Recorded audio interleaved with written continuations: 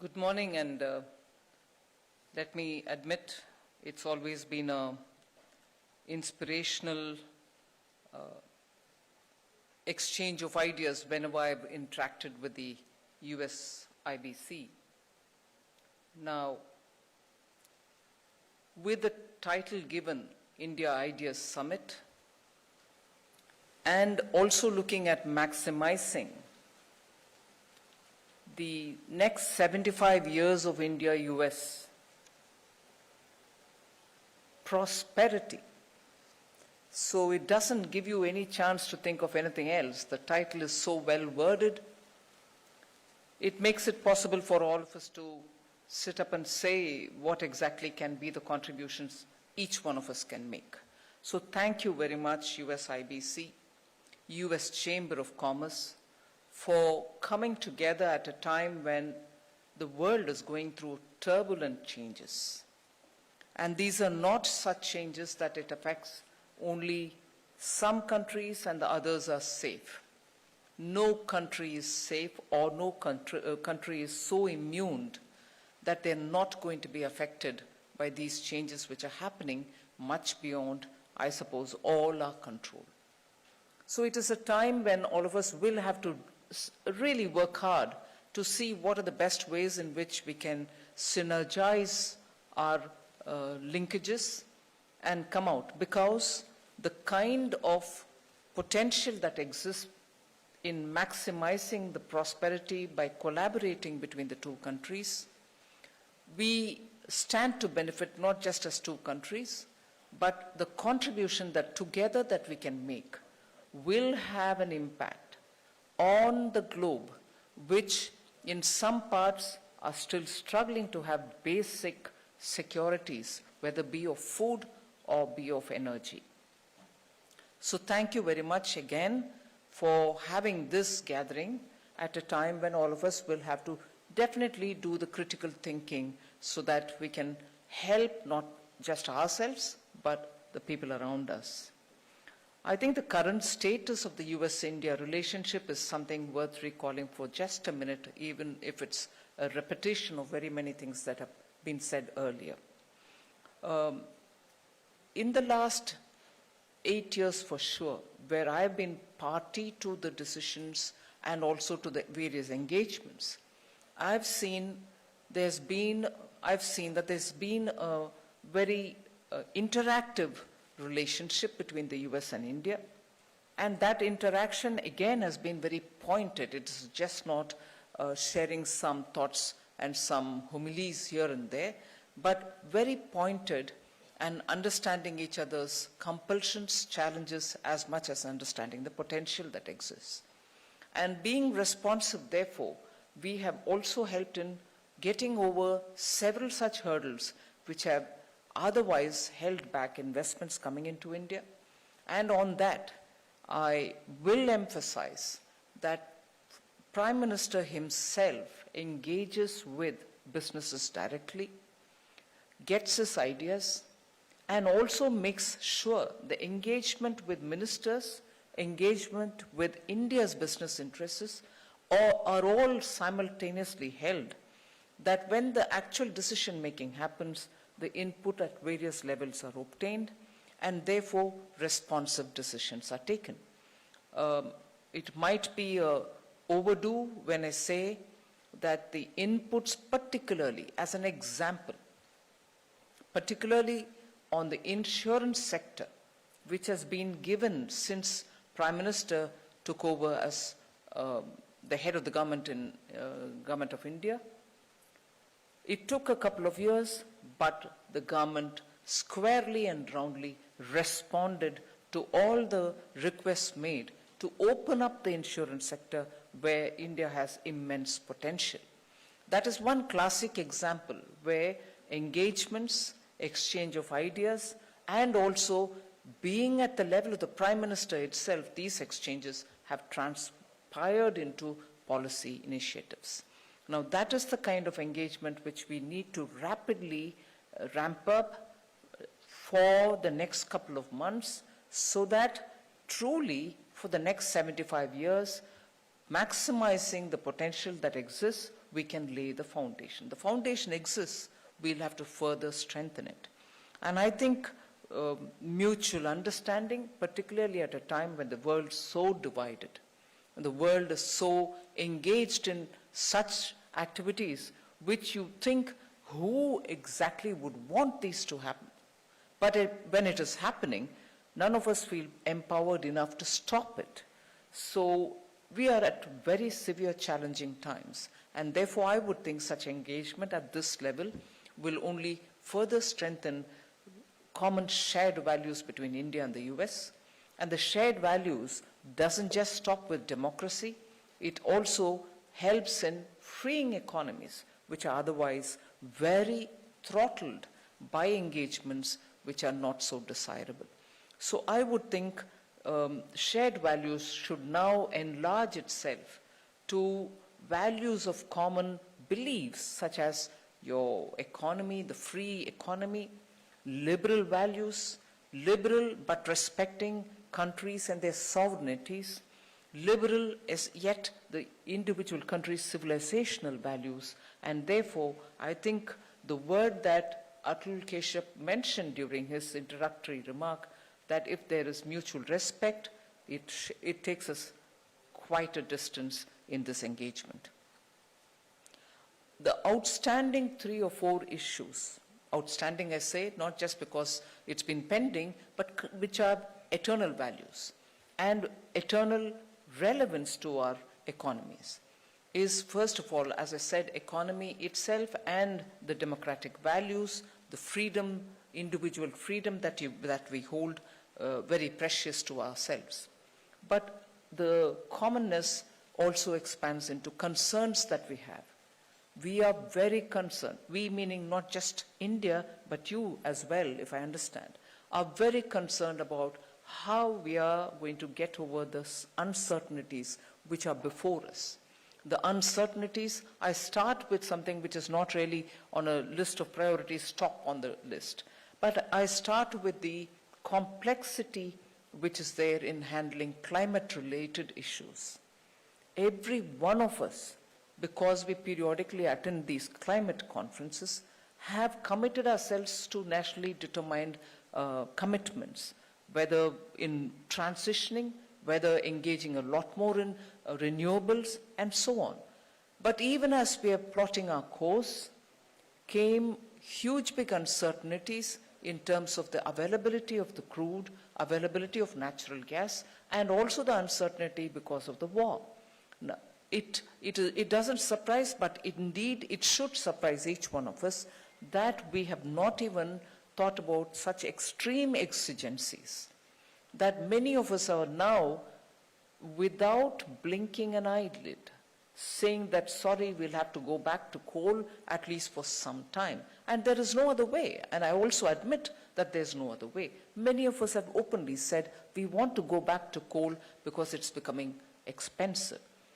That argument for India, for instance, holds a big weight because even we feel affordable energy for our huge population, where our developmental milestones are slightly differently placed within the country. There are some parts of the country which are fairly well developed. There are other parts which are not so developed, but for all of them, we are here to provide affordable energy. And at a time when we were looking at moving out of coal, and I remember in 2 of my budgets, placing emphasis that we shall move out of thermal, we shall close some of the legacy thermal power producing whatever companies, and then get on to greater emphasis on a transitional energy, which is natural gas, and then equally ramp up our renewable investments and production. Now, this has received a big jolt, and therefore now we are also saying we need to fall back on coal for some more time, and it worries me about how these coal dependency again will have to be cut down, and we can get back to the platform of transitioning into less environmentally threatening source. So this jolt, which is not just for India, which is for everybody, but for India, it becomes even more onerous because of the size of our country and the different levels of development. So on climate, I think between India and US, with this concern, and also with the development, there is so much happening, threatening energy security of the world. It is for us to see how best we can come up with solutions, even in the transition period, till before the world comes back to the normalcy.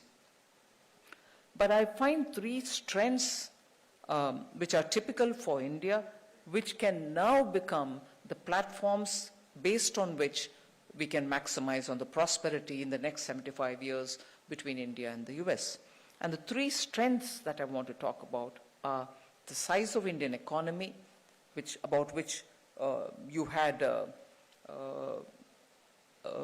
the speaker before me, Mr. Brilliant, talk about. The size of the Indian economy today, fifth, sooner third, and also the diversity of the Indian economy offers a great lot of opportunity for the next 75 years. Second, India's demographic strength, a demography which I like to upfront say is not the demography of 50 years ago, of 100 years ago, of 200 years ago.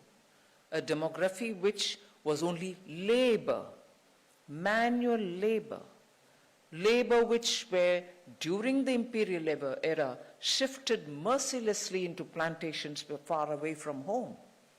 They were also not the early 60s migrants who were labor who went seeking jobs elsewhere because they couldn't have the job here. Today it is not that labor which is the demographic strength. The demographic strength of India is twofold if I look at it. One, they are skilled, high-end, technically savvy people who are giving solutions to the world for digitizing their economies. They are the people who are giving solutions to the world on very many health-related issues. They are doctors, pharmacists, scientists. They are the people who are launching rockets. They are the people who today before you are coming up with solutions for a futuristic world. So it's not labor which is the demographic strength of India, it is the skilled manpower which is also very adept at moving from one level of technology to another without causing major disruptions to the existing framework wherever they are engaged in. Equally, the same demography is the one which has the purchasing power in its hand. It is largely middle class, but very aspirational. And that money is the one which is going to buy products made outside, products made within India, and that market is a captive market for any investor.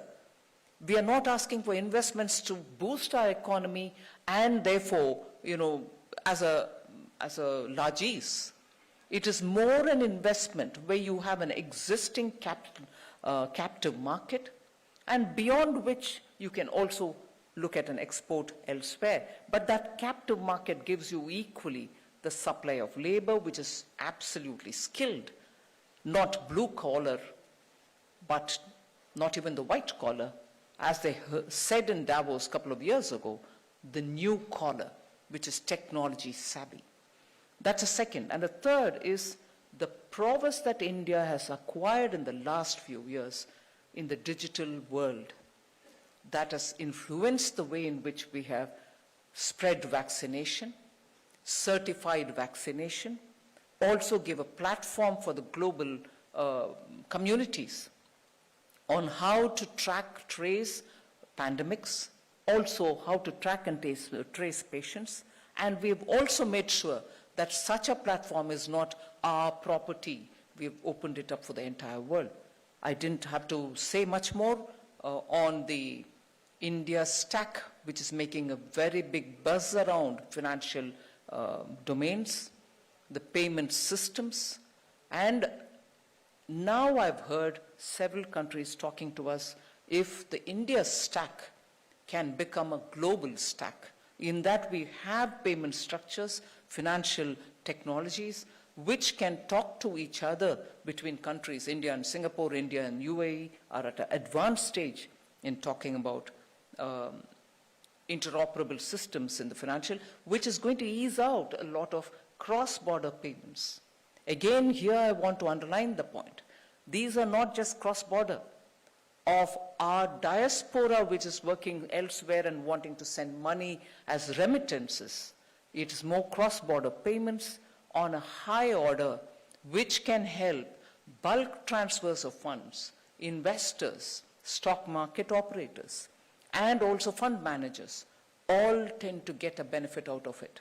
So that is, I suppose, the three strengths I like to highlight before you, especially when we are looking at creating common synergies between our two countries.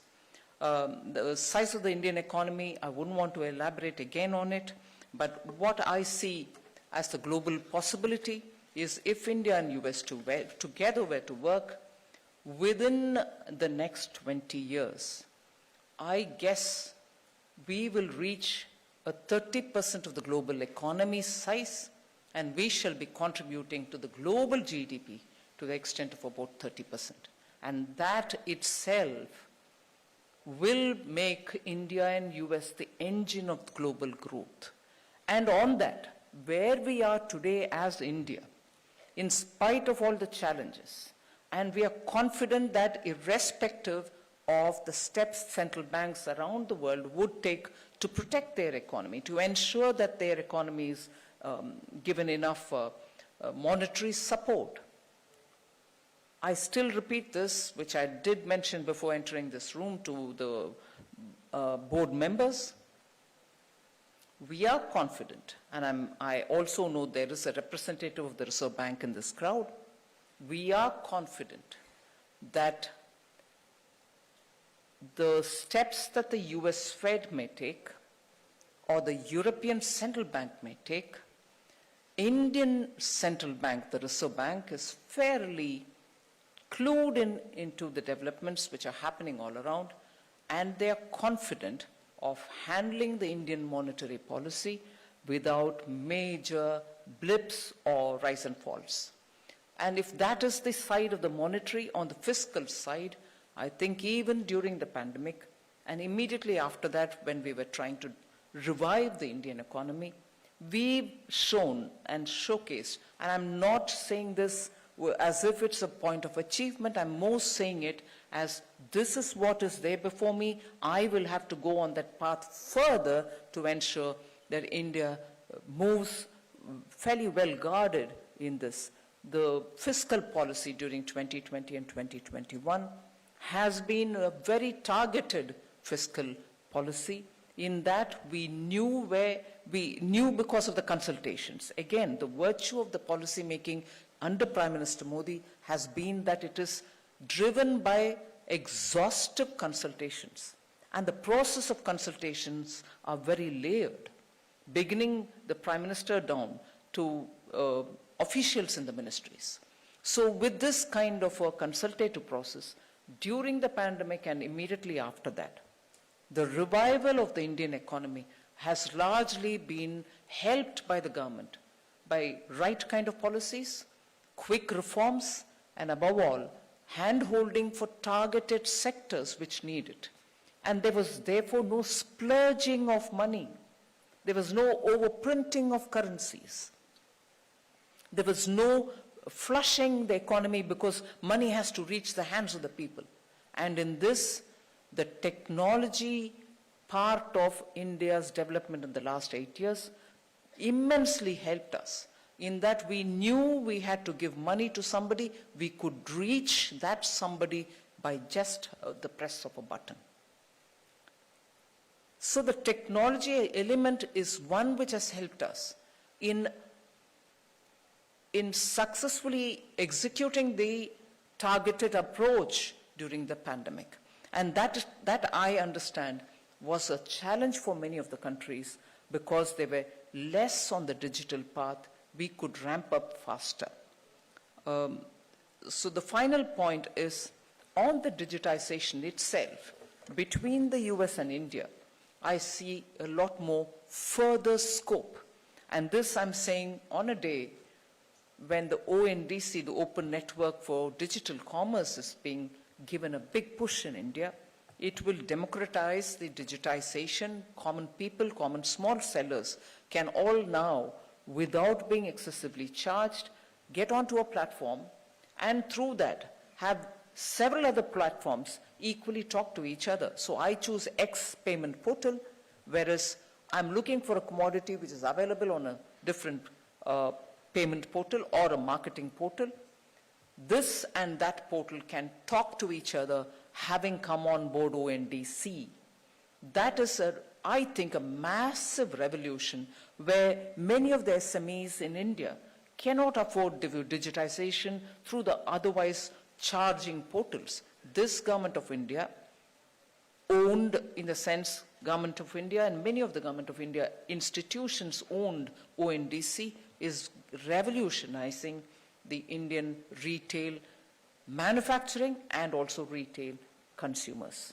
So on a day when that is really being captured, I underline the point that India's digital prowess is going to be a very effective tool through which this India-US 75 years of sharing prosperity can be very well affected. Together with many other things, the US can contribute to this exchange. Beyond this, as my opening remarks, I do not want to take more time. I'm indeed grateful for India Ideas Summit. We need a lot more ideation for us to benefit, for both our countries to benefit. Thank you very much.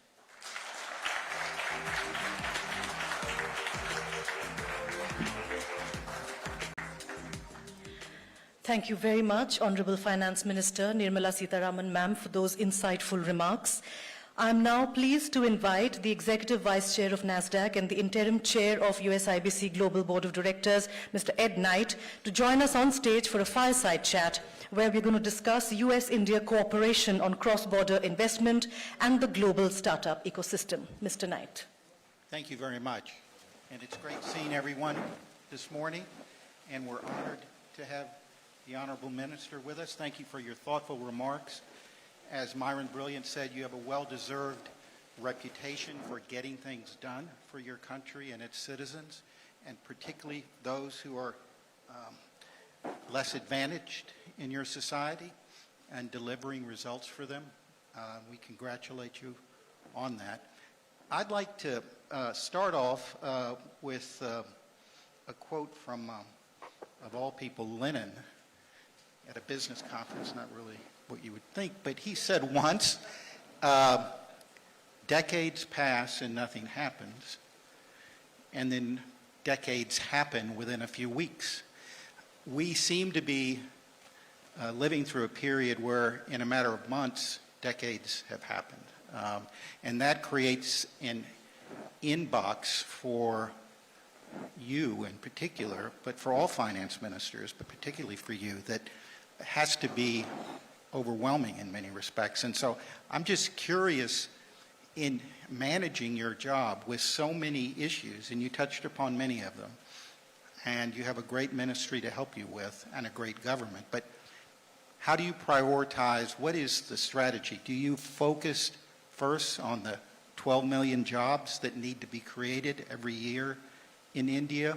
And when you get that done, then everything else comes. But what is your strategy, if I may ask you?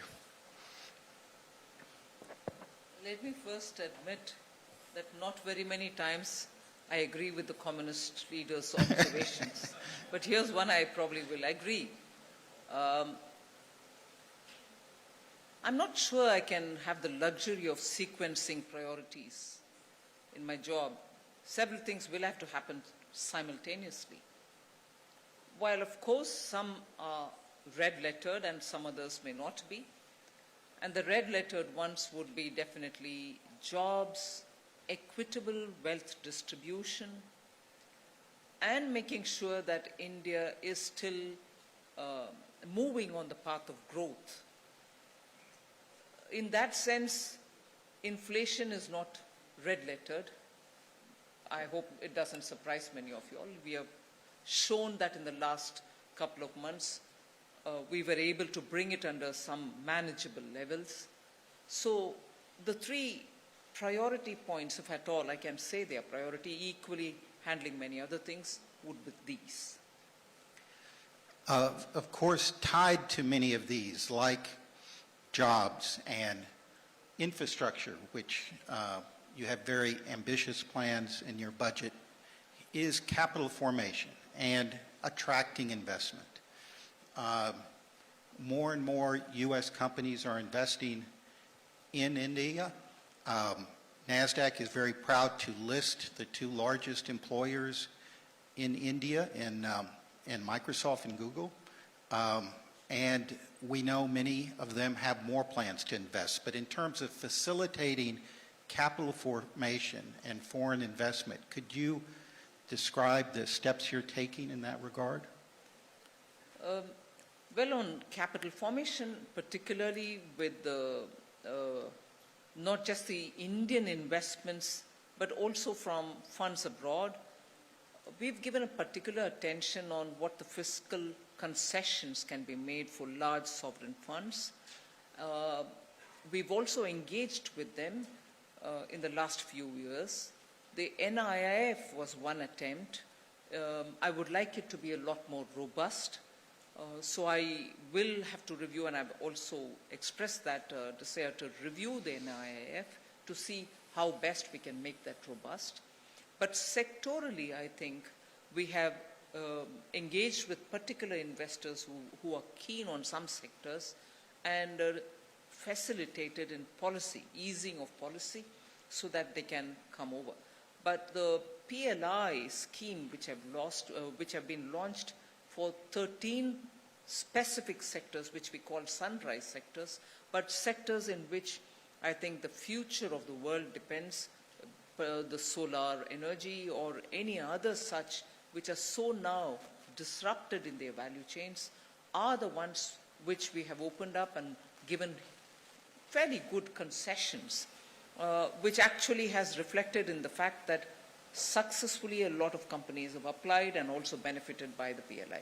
So there are very many such steps we are taking, either sectorally or across the board, in making sure that the can I say, requests of investors highlighting some of the difficult areas have been attended to, at least partly, and we shall keep that engagement going to remove the other obstacles as well. But I'm one who takes the opportunity each time to say engagements will have to continue. A few of you, let us say, have asked for A, B, C, and we have not done A, B, and C, but we've only attended to A, should not be discouraged. India is moving speedily on to reforms, but it's also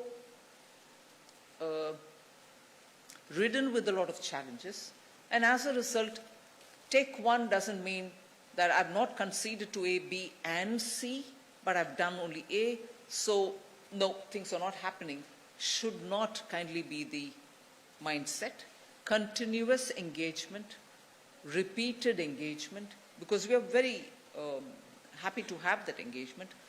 The process can be speeded up with more and more inputs. So I would appeal for greater engagement, continuing engagement, and specific points which you want to highlight. Early stage, high growth companies are critical to creating sustainable economic growth and creating jobs. They require an ecosystem that is not found everywhere in the world.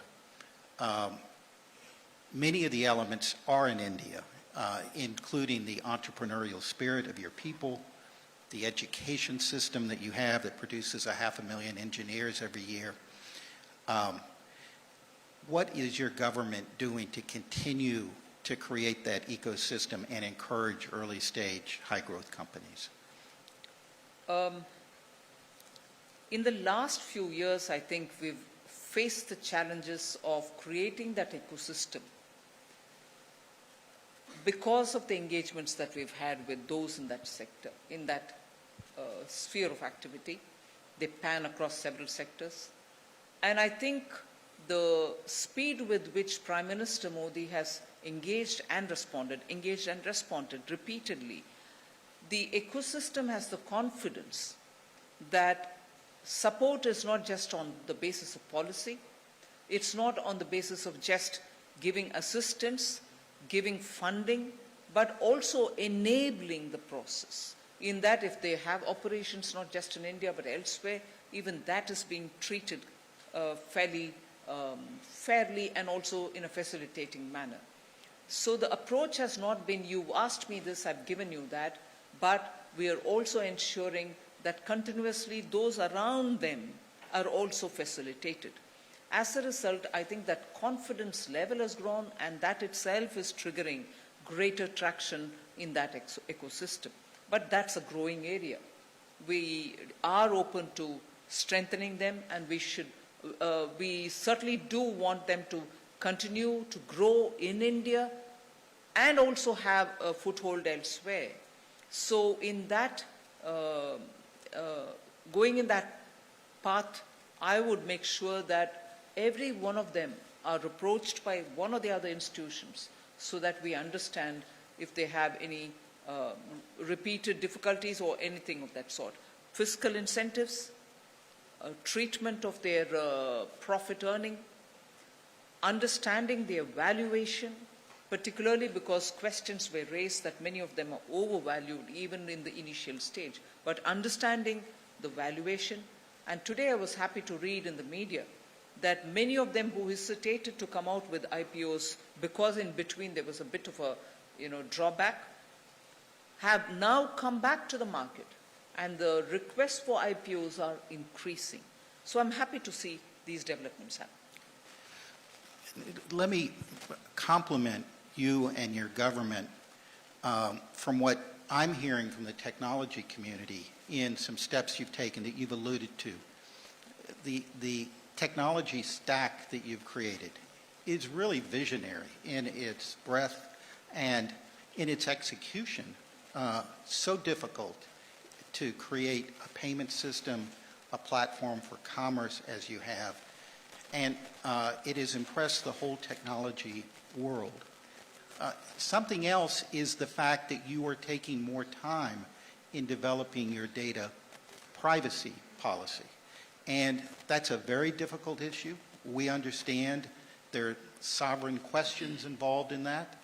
But as you know, data is the lifeblood of technology. And to overgeneralize, technology is closely associated with economic growth and job creation. So can you tell us a little bit about your deliberations around data privacy and whether there is the possibility of working more closely with the United States as we both develop our policies in this area?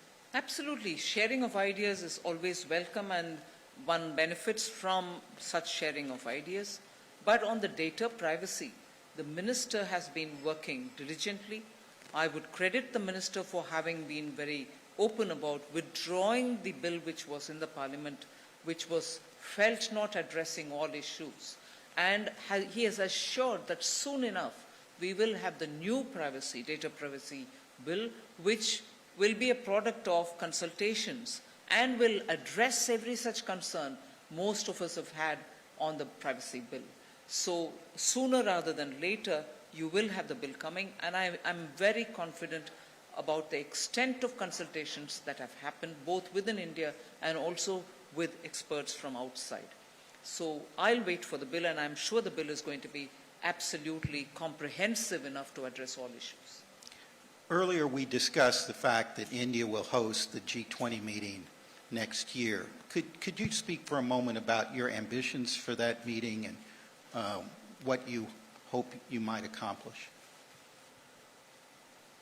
I will first of all place it at the beginning of my answer that we will be taking up this chair at a very challenging time. You would think that I'm stating the obvious, but challenging it is going to be. It is challenging for Indonesia. The challenge will continue for us as well. But it is also equally very heartwarming that the G20 chair, beginning Indonesia, India, and the next, the troika that is today, and also the one after that, South Africa, are all emerging markets. So there is this very powerful message that the G20 will be giving out, and also through the work in these last year, this year, and the next two, will also focus on emerging markets. And why is that? Why is that important? It is important because emerging economies are the ones which are showing full potential for the next 50, 60 years to lead the global economy. They are the ones which are robust and are coming out in a very comprehensive way out of the pandemic. They are the ones with solutions for many of the issues, whether it is based on food security or commodity prices. These are the markets which are going to give you both the supply and the demand side answers for the next 25 to 40 years. Now, if they are the leadership in the G20, I think it is the right time to focus on emerging economies, address issue of the global concerns through these economies, rather than look at it from the global north and the global south. Emerging economies are going to be the center of focus in the coming days, and I'm glad that G20, however challenging it's going to be, the chair will be with India the next 12 months beginning December. Issues, of course, will be some of them which are continuing, some which India will have to take up on its own. Sooner we'll be also giving the list of our focus. But at a time when we're talking about debt, global debt, and at a time when we're talking about global climate challenges, it's going to be very, very dynamic, I would think, during the next 12 months. Well, we wish you all the best with that. We will be supporting you in those efforts. We thank you for being here today. We know how busy you are. We congratulate you on all you have achieved, and we appreciate very much on behalf of the board, the members of the USIBC, our guests, that you are here with us today, and that you have an open door in having a dialogue with us going forward. So thank you again. Let's have a round of applause for that. Thank you. Thank you for giving me the opportunity. Thank you very much, Finance Minister Nirmala Sitharaman and Mr. Ed Knight, for that engaging conversation. May I invite upon stage Mr. Myron Brilliant and Ambassador Keshav to please come up, and may I request Mr. Knight to please present a green certificate to the Honourable Minister. Green and green, yes. Ma'am, this is an initiative taken where on your behalf, 5 trees, a cluster of 5 trees are going to be planted in the Sundarbans. That is on behalf of an initiative of the India Idea Summit. The green certificate being presented to the Minister. Can I have a warm round of applause? Thank you very much, ma'am, for taking out the time for us. Can we have a group photograph, please?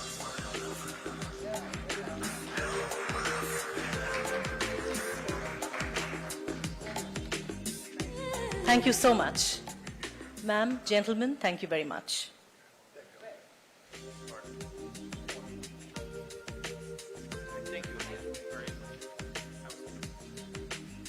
Thank you, ma'am.